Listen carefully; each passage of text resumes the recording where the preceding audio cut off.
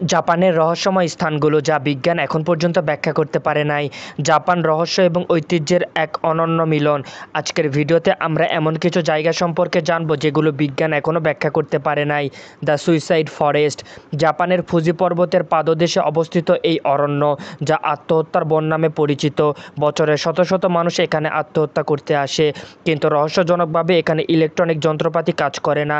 কেন এমন হয় বিজ্ঞানীরা এখন পর্যন্ত এটি বলতে পারেনি।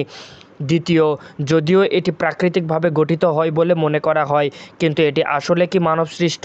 জাপানের দক্ষিণ উপকূলে অবস্থিত এই স্থানটি এখনও আলোচনার বিষয়। বিজ্ঞানীরা নিশ্চিত নন যে এটি এক ধ্বংসস্তূপ সভ্যতার চিহ্ন নাকি প্রাকৃতিক অপূর্ব সৃষ্টি।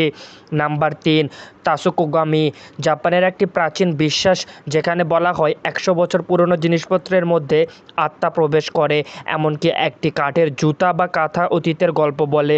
যদিও এটি একটি লোককাহিনী, অনেকেই দাবি করেন তাদের অভিজ্ঞতার এ ধরনের কোনো কিছু সত্যিই ঘটেছে। নাম্বার 4, জাপানিজ ঘোস্ট টাউন, জাপানে অনেক ধরনের ঘোস্ট সিটি রয়েছে যেগুলোর মধ্যে অদ্ভুত ঘটনা ঘটেছে, বিশেষ করে হাশিমা আইল্যান্ড, যা খনিজ উত্তোলনের সময় বিখ্যাত ছিল। এখন সম্পূর্ণ এটি ভূতরে। অনেকেই দাবি করেন সেখানে অদ্ভুত আওয়াজ শোনা যায়, অথচ মানুষ সেখানে নেই। The Bermuda triangle of Japan, বহু যুগ ধরে দক্ষিণ পূর্ব জাপানে একটি রহস্যময় স্থান রয়েছে যেখানে জাহাজ এবং বিমান নিখোঁজ হয়ে যায়। এর কোনো সঠিক ব্যাখ্যা বিজ্ঞানীরা দিতে পারেনি, তবে এই জাপানের এই বারমুডা ট্রায়াঙ্গেল নামে পরিচিত।